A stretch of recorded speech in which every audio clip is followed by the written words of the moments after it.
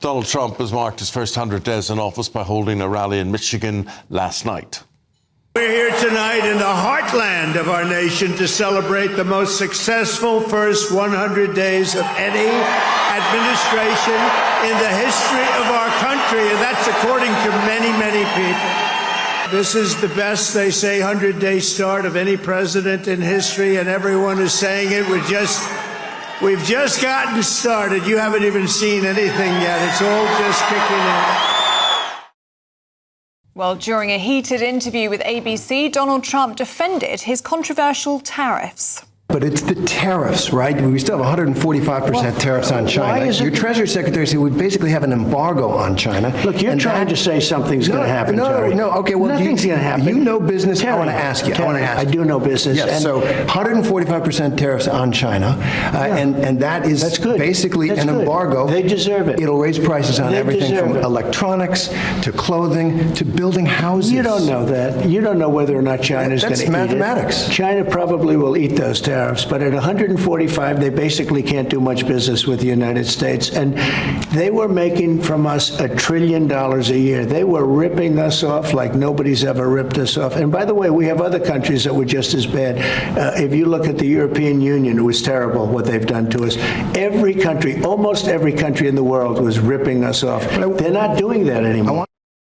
Fighting talk, but that's what he's always about, isn't it? To discuss this more, we're joined in the studio by a man who's brought out a very interesting book. He's the author of Trump 2, Why He Won, What It Means for the World, Tim Hames. Tim, good to see you. A real pleasure to be here. Tim, it's all so predictable. Trump thinks that he can bully people, he can just shout louder than you can shout, and that makes him right. Does saying so make it so? I mean, you're looking at the second 100 days, and he's saying, we've been successful in this, we have done that, we've done... I mean, he's talking rubbish, basically, most of the time. He's got great aims, great ambitions, and whatever, but is he actually achieving anything? Well, he clearly doesn't believe there's a market in false modesty, let's face it. I think it's what's really, really striking about this 100 days is how different it is to the first 100 days back in 2017. Meaning what? Did he learn a lot? Well, I think first time round, he probably didn't expect to win. Betting markets had Hillary Clinton the 83% favourite on election day, November 2016. There wasn't much preparation if he did win. He didn't really have his people around him. Yeah. He didn't really have his team. There were people who were sort of foisted on him, often by the Republican Party establishment, to kind of try and house train him. Good luck with that. So this time round, elections about expectations about results. So although it was a close election, we were all told, if you remember back in last November, it was going to be about this much between him and Kamala Harris, and it would come down to a few thousand votes in Pennsylvania, maybe, and we might have to wait a week to know the result. Yeah. Well, none of that proved to be true. So what he's really doing is he's cashing in that momentum, because in 18 months' time, the American political system will start thinking about the midterm elections, and once they've done that, they'll start thinking about who's coming next. So if you're gonna have Trump be Trump, this is the time he has to be Trump.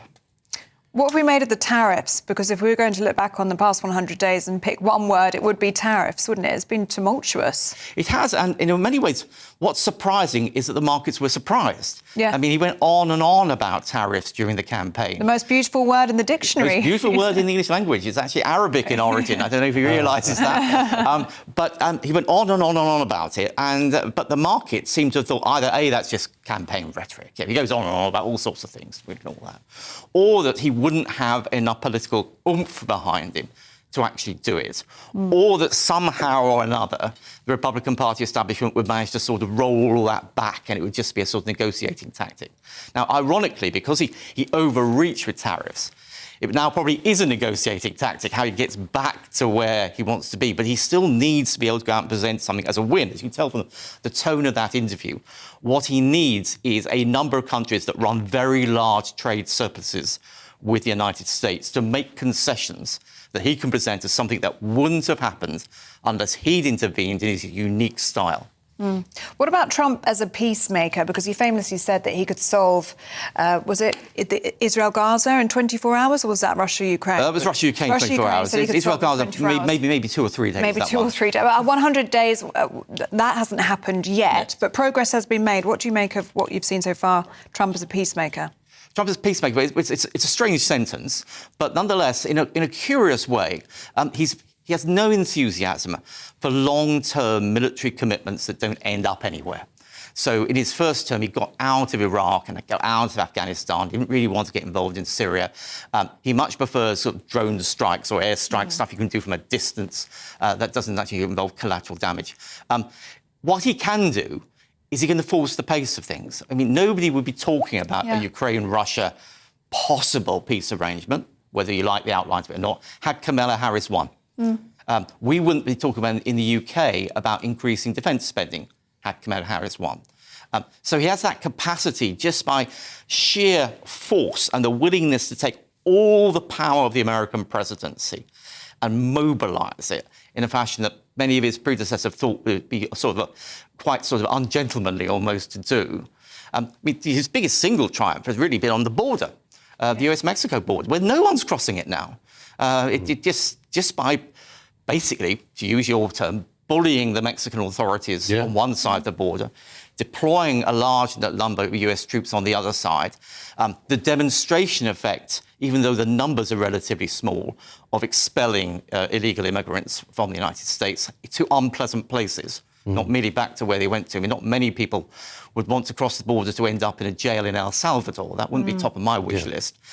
So he does have that capacity just to make the weather politically. OK, well, tell us, right here, this is the second 100 days. He tells us he's a success. I actually sit and smile because it's just theatre. Yeah. It's not, people can say, oh, I've got some political view. I haven't. The man, I just think the man is a joke. I think it's a game that he plays. If I was any good at it, I would take him on at it. But the idea, if he shouts at you, shout at him louder. Do you like him? Do you actually look at him and think he's got ability, or that he's likeable, or is everything just a business deal to him? Is he thinking about when he's finished being president, or is he thinking about being president? I think the psychology of the business deal is really quite important. He's not a professional politician. No. His mindset is not that of a professional politician. So great frustrations, many conventional European political leaders, for example, they think the question he should be asking himself of Vladimir Putin, to play the game here, is this a good man or not? Donald Trump doesn't think that's an irrelevant question in a business deal. The relevant question is, what does he want?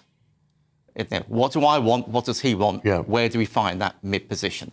And that's the reason why, whether it's dealing with Russia or China, which is a more sophisticated operator, or even the sort of curiosities like North Korea, or the fact that he's having a private back-channel discussion with Iran, despite the fact that during his first term, the relationships between Washington and Tehran could hardly have been more hostile short of war. So everything is about the art of the deal. And his notion of a negotiation is you start with an outrageous proposition. So I've achieved everything, Andres. No one else. Washington, Jefferson, Lincoln, all useless compared with me. Well, Tim, you're back at 8:10 with us. So if you've got any questions for Tim or any comments on what Tim's had to say so far, gbnews.com/yoursay. Tim, good to see you. But the book is out now, and the book is about the second 100 days. Trump 2. Trump 2. OK, Tim, thank you very much. Thank you very much. Lovely talking to you. Thank you very much.